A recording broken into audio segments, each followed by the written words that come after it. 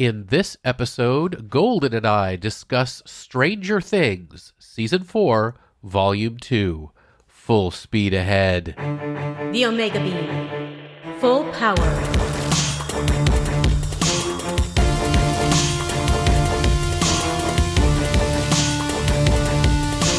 The Omega Beam. Welcome to the Omega Beam number 178. I'm your host, Oren Merton. Well, we didn't have to wait long for the finale of Season 4 of Stranger Things, did we? Volume 2 is now streaming on Netflix, divided into 2 episodes for a total of about 4 hours combined. We start spoiler-free, but quickly get into spoilers, so be forewarned. And let's get going.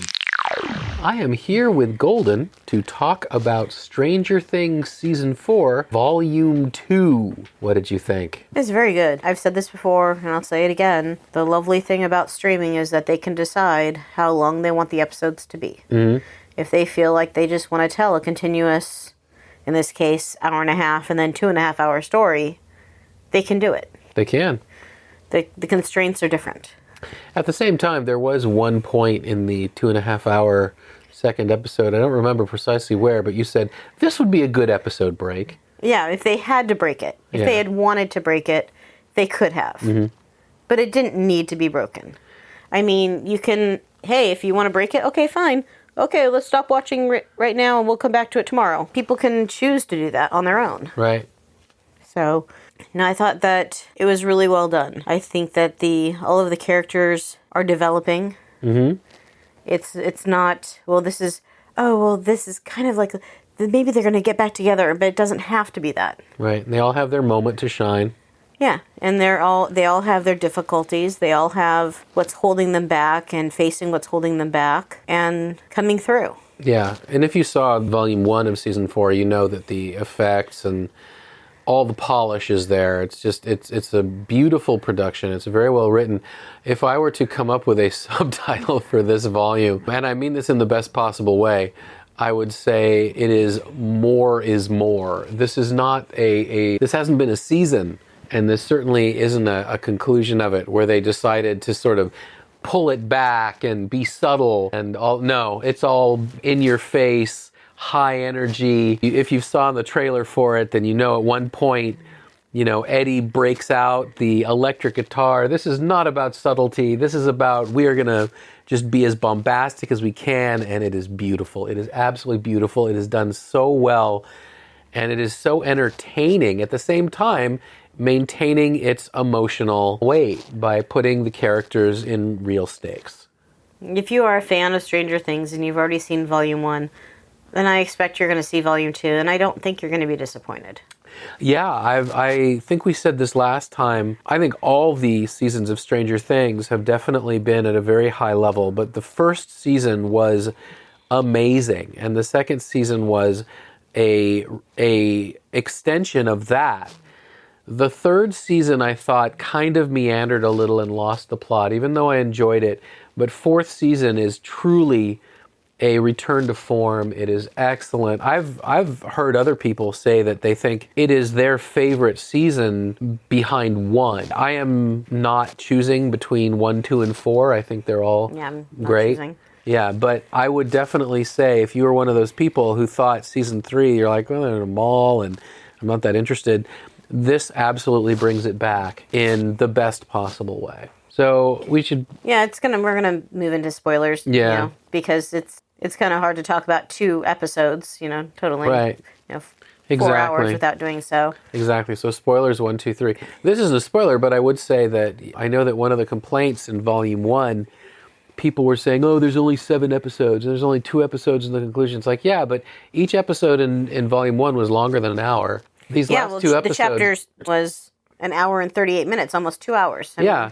So it's one of those things where if you added up the hours, you probably still got a good 14 plus hours of content. There was only 1 episode that was close to an hour. Yeah. All the rest were at least an hour and 15 minutes. Yeah. So they chose to break it where they thought it was the best for the story, but that didn't mean you got less content. I mean, if every season of a serialized show, you could say, oh, well, this is like a 10-hour movie, a 14-hour movie. If you took at the Disney ones, they're like between 30 and 40 minutes, and there's only 6 episodes. Right. Yeah, there's definitely a lot a lot of story here and a lot of just great entertainment. And it is interesting in that I know you said that you had read people said this and agreed With with it. Eddie? I thought Eddie was going to make it. No, I really did. I figured someone was probably going to die, and Eddie was probably the most logical choice, but that he would go out the hero. The reason I thought he was going to make it is because every season they have introduced some new character to the core. So I think in season 2 was when they introduced Max, became a core character. Season 3 was when they introduced Robin, who's become a core character. So I thought, oh, Eddie is the new core character they're introducing this season. Yeah, but that core is getting very large. The core is getting large. Fine, they did introduce a new core character. Erica. Yeah, but she was ancillary. But she was introduced. She was introduced, but she wasn't really part of the core. Yeah, but she was introduced seasons ago. But I see that she did become part of instead of just an occasional face, she did become part of the core. But yeah, so I thought he was just going to be, I mean, they've said season 5 is it, so I thought that Eddie was going to be the new character that going into season 5. But when we first met Eddie at the beginning of season 4, I said I was not thrilled simply because growing up in the 80s, all the D&D nerds that I knew, including myself, were like the 4 original young boy protagonists of the story. We were all like Mike, Will, Lucas, and Dustin. And I didn't know anyone who played D&D who was this kind of over-the-top theatrical character like Eddie. And so I was like, oh, he's just out of central casting. They just needed a character to do this. But as the series went on, and especially in Volume 2, they gave him a real backstory and a pathos, and all hail to the actor who did a wonderful job. But I thought they really gave him a reason for being the way he was, and his sort of redemption, and which made his number 1 redemption and number 2 demise to me even more sad. It would have been nice if they could have brought back his body so that there was more the actual known closure. Yeah, but that probably would have been pretty tough. I'm guessing Dustin would have had a really hard time trying to shove him up. Well, even Dustin, how was Dustin getting out because the rope was gone? So they could have tied the rope around him and yanked him up so that at least his body could have been. But yeah, I mean, Eddie went out the way I think Eddie needed to go out. Not just for the story, but for the character, to give him, a better life, quote, unquote. Yeah, I agree. I really like what they did with him. And I think it just sucks that, Jonathan's still lying. Yeah, he doesn't know what to do. I wanted him at the end to just admit to her, hey, look, that's just not the path for me. I want to be with you. This is just not the path. On the other hand, they left both boys in limbo for season 5, which is, at some point, Will is going to have to admit to Mike that it hurts him to give Mike love advice what to do with Elle because, he's got a crush on him too, just like Jonathan has to admit to his girlfriend that, hey, I think we've moved in different directions. But I think he still wants to be with her. He does, but part of it, like he said, is, when he was talking with Surfer Boy Pizza. Yeah, just like he was telling Jonathan that, what are you doing? Are you just trying to slow walk a breakup? And he's like, yeah, I guess so. Argyle. Because that's, a common name. I was going to say, they don't use his name very often. Yeah, nobody calls him by that. Just Surfer Boy Pizza delivery guy. Yeah. And I loved, before, this season or this volume, how he kind of had this little infatuation with the other lady, the other girl, before leaving the house. Sure. Yeah, that's one thing about this particular tranche of 2 episodes / 4 hours is that there's not a lot of comic relief. For all you might think, oh my God, 2.5 hours, that's so long. I mean, it just doesn't, it's relentless. It does not stop. And it's because there's a lot of moving parts here.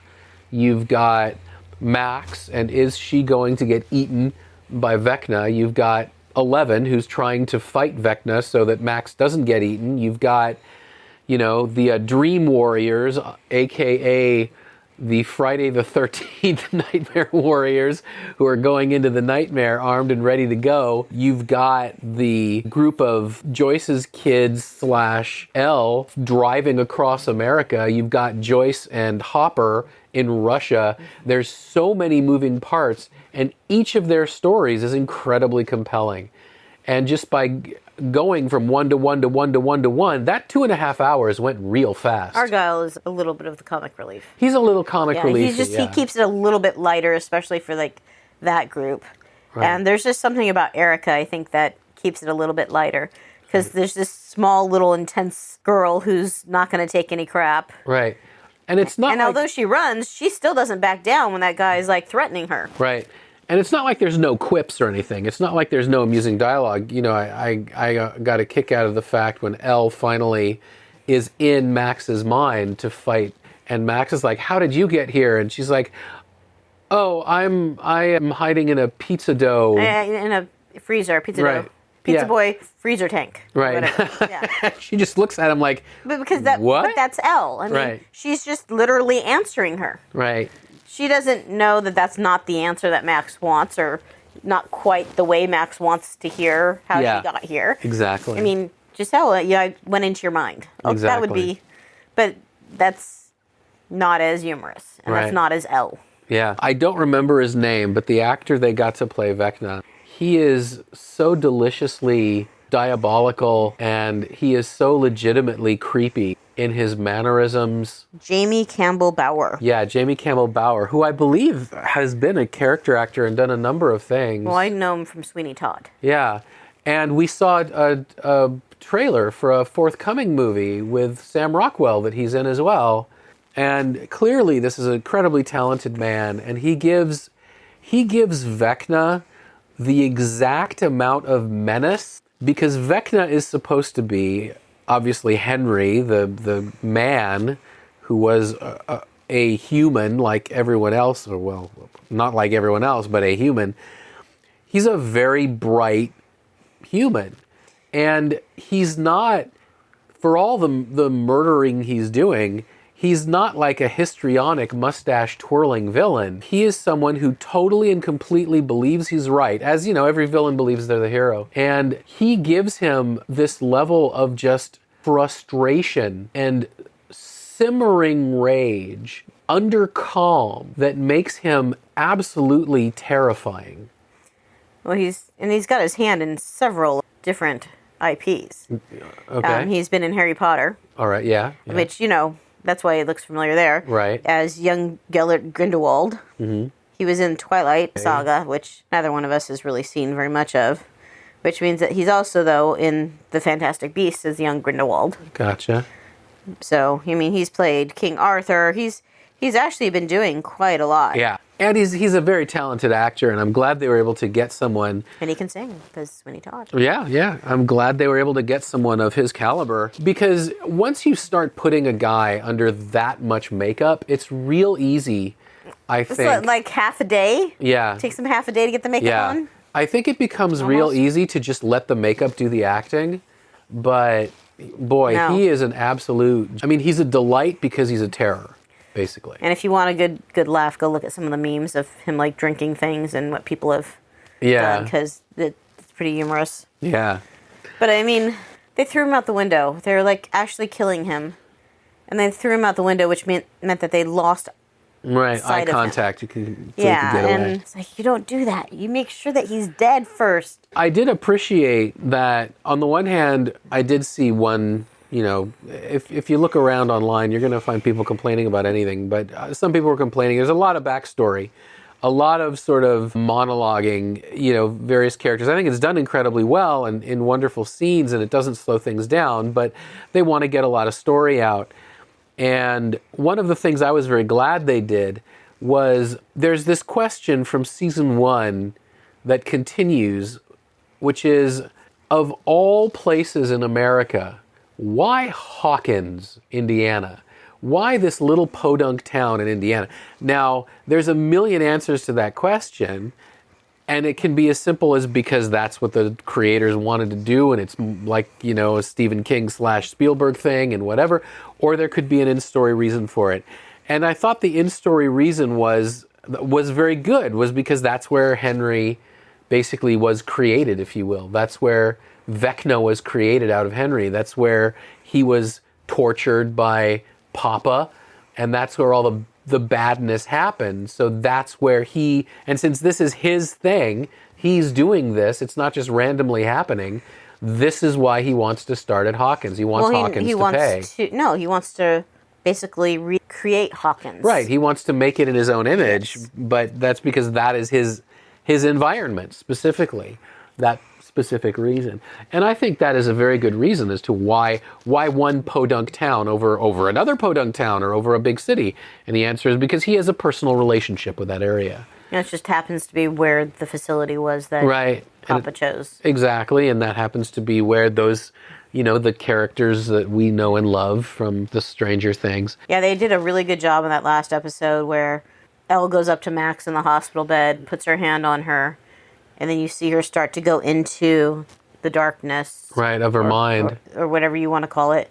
And you think that you're going to see what happens when she gets there, and they transition to something else. Yeah. It's so nicely done. This is definitely an incredibly And the reason they transitioned production. was because there wasn't anything there. Right, as we find out later, Max isn't necessarily dead, but she is in a coma after she was dead for a full minute, and Elle brought her back, but not back enough. And so Elle's trying to contact her. Yeah, when that was happening originally and Elle was trying to revive her, I'm thinking, oh, we're going to have a Superman moment?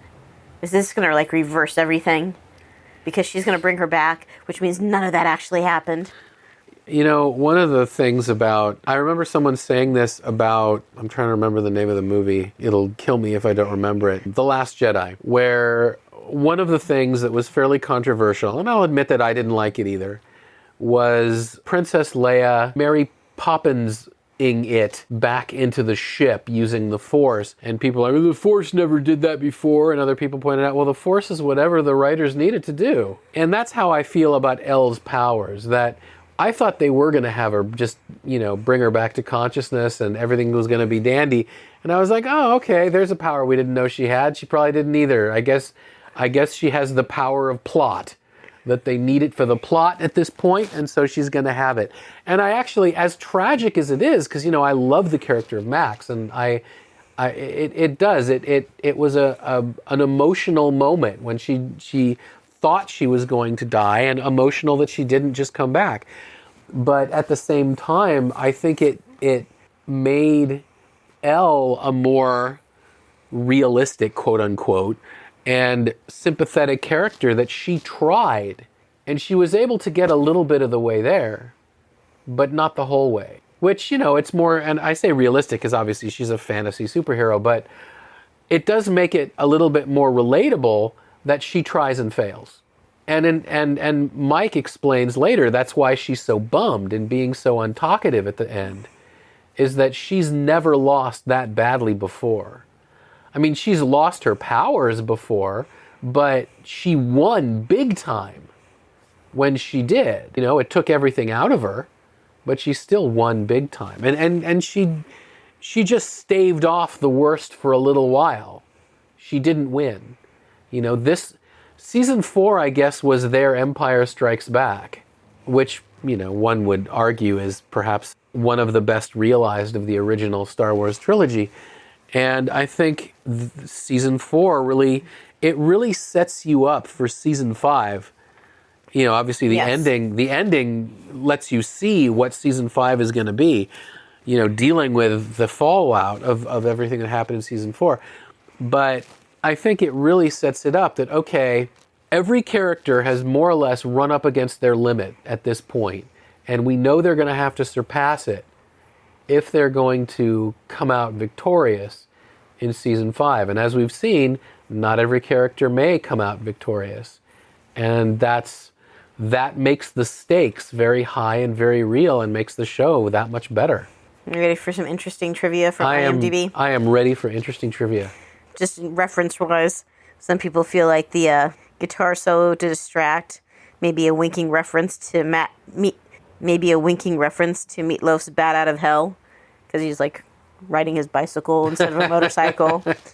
Okay. I think that's kind of interesting. All right. Apparently, this episode had more visual effects, according to the Duffer Brothers, than the entirety of season 3. That's funny.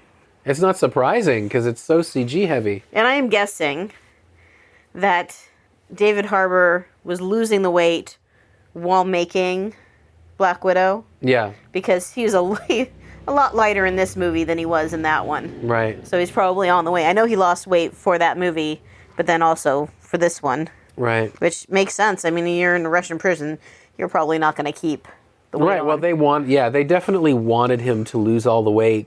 60 pounds. Yeah, and he had talked about during Black Widow that they didn't tell him in Black Widow they wanted him thin, but he'd already started just working out, getting in shape because he was going to have fight scenes, as and so he already had started becoming a much more physically fit person, and then that just continued on and on. He looked great. He looked good. I mean, he's not chiseled, and we don't expect him to be chiseled. In case you're wondering why that sword looked familiar that he picks up. Is that Conan's sword? Yes, it is Conan's. Is a replica of Conan the Barbarian's sword.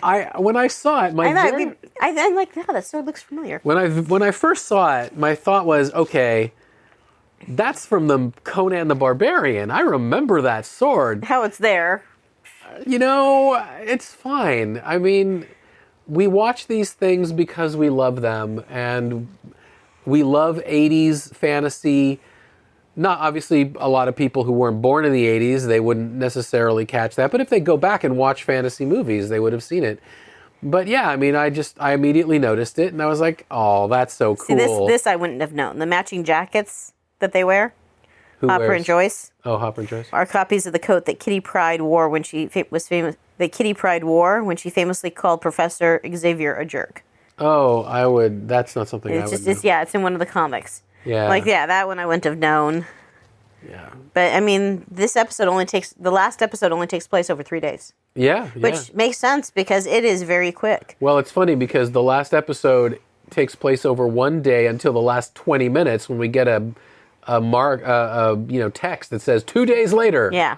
But yeah, I was wondering. I forgot the character's name, and his character's name doesn't need to be remembered. I mean, he was that kind of character.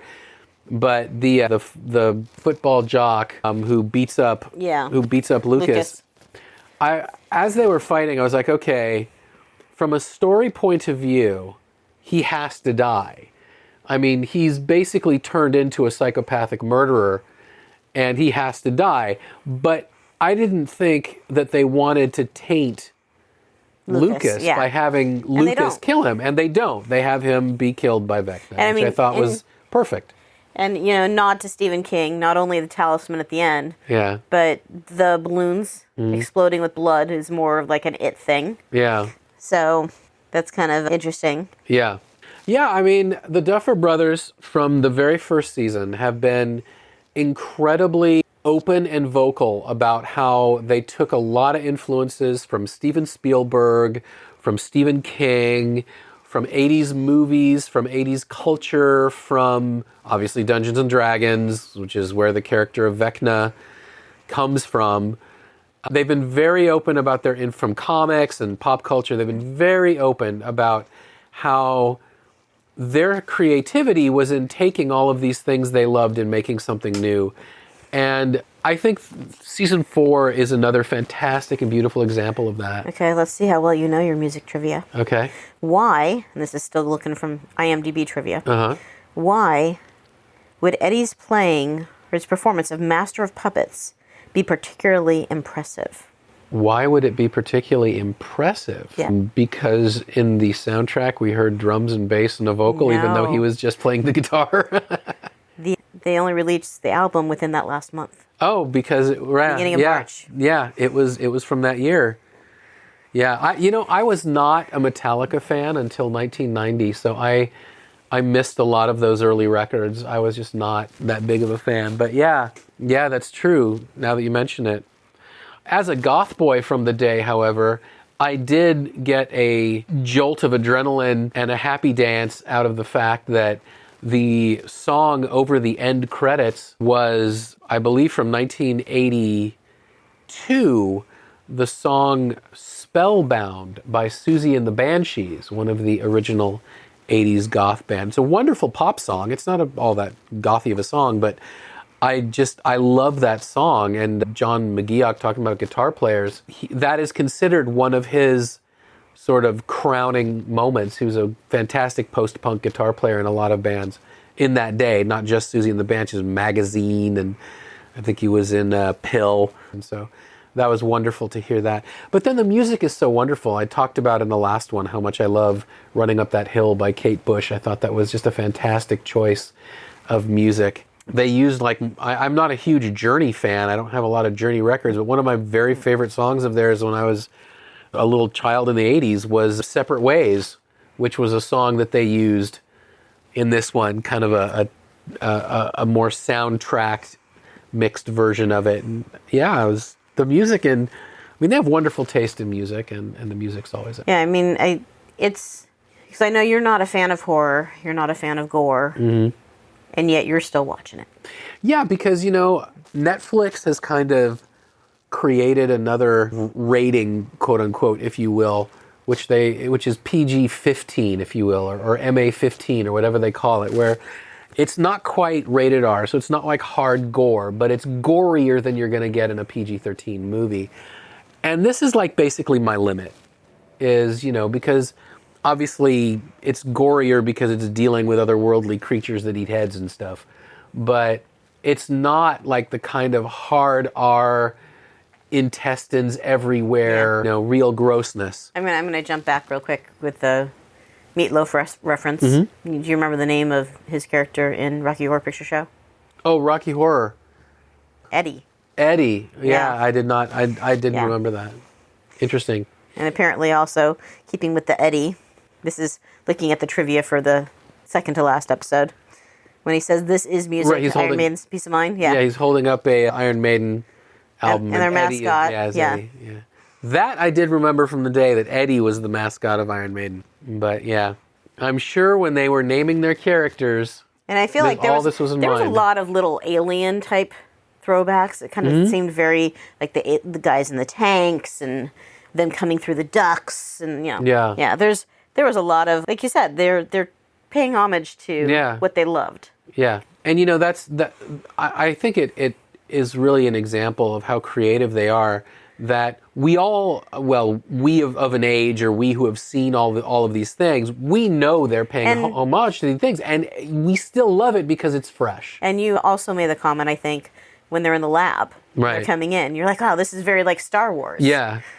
And someone else also noticed that and put that down in the trivia. Yeah, it's everything is new again. Everything that they love, they throw into their own original story, and it enhances it rather than makes it derivative, which I think is one of the best compliments you can give them. The other thing that stood out to me is that when the soldiers went into the underground lab there, the Colonel Sullivan gives orders, and he says, Hicks, go that way. And I thought immediately aliens. Right. So it's just, I think that they throw the things in, and it's subtle enough that if you really enjoy it, kind of like reading Ready Player One. If you've read Ready Player One and you grew up in the 80s, 90s, you're going to love just all of the little things that they throw in. And with this, it's even more subtle. So you're going to enjoy it whether or not you know those references. Yeah. But if you know those references, it's just the icing on the cake. We see Papa die. Dr. Brenner, Matthew Modine, he does not make it out of Volume 2. Yet we're left with Dr. Owens chained to a pipe and discovered by the mean nasties. So what happens to him? That's an interesting question, which I hope is answered in Season 5. Well, hopefully he at least got out, or they left him there and he figured out a way to get out. Yeah, I hope so. Or even if they left him there and he didn't figure out a way, that woman he was speaking to in Hawkins, who's the one who drove Joyce and Hopper to their kids, she knew he was there.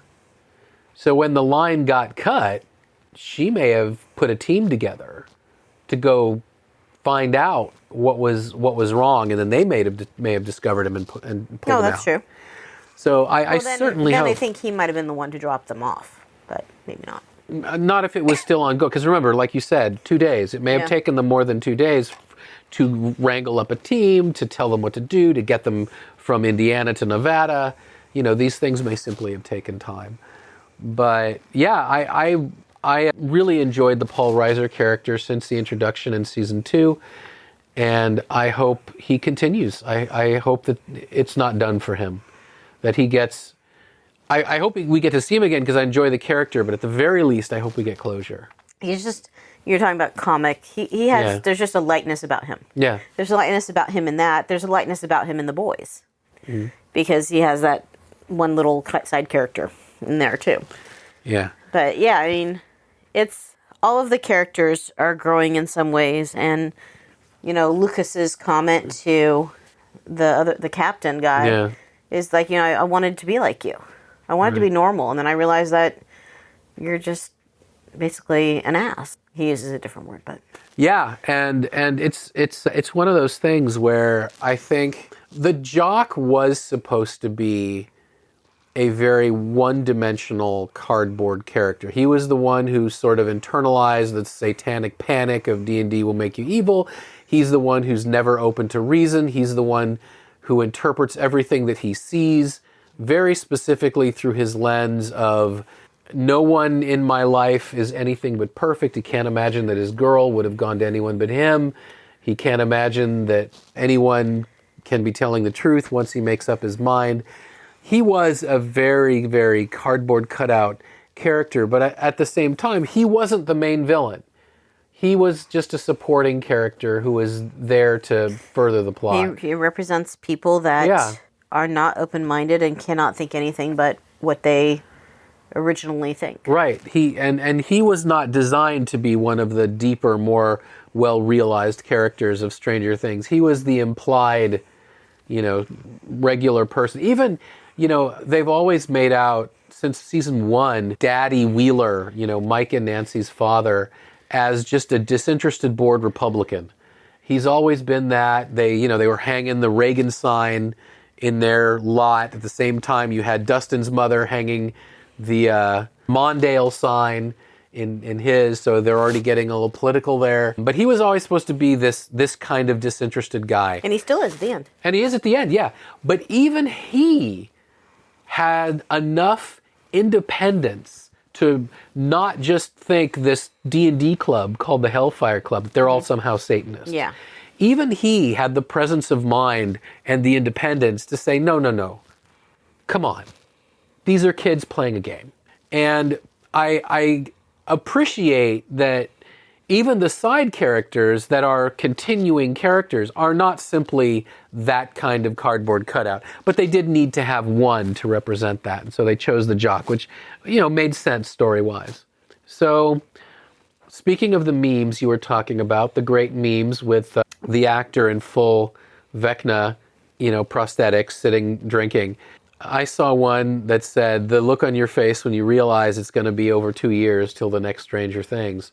And these take a long time because not only does creation, period, take a long time, but these are so CG heavy that even if principal photography can be finished in a few months or whatever, it then takes a long time to get all the CG that you would imagine.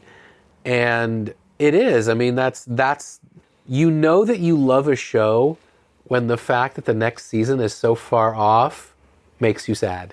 When you're like, oh, I have to wait. Oh. And that's how I feel because I just love this show. And I know that next season's going to be it, which, it's sad, but on the other hand, it isn't sad because you want them to go out on a high note. You want them to be able to write their own ending as opposed to it being canceled. So I appreciate that they are ending it on their own terms. And I am so excited about season 5. I think it's going to be the epic conclusion of a saga that began a fair number of years ago. Yeah. At least it's ending. At least it's ending. Yes. Exactly. And not that you're waiting to see if the show is canceled. Yeah, absolutely. Well, thank you, Golden. You're welcome. And that's it for this episode. You can find the show notes at theomegabeam.com/178. If you like this episode, please leave a review wherever you listen to podcasts. Your reviews help people who like this stuff find our podcast. If you have any comments or suggestions, please drop us a line at info@theomegabeam.com. Be good to yourselves and each other, and we'll catch you next time. The Omega Beam. Full stop.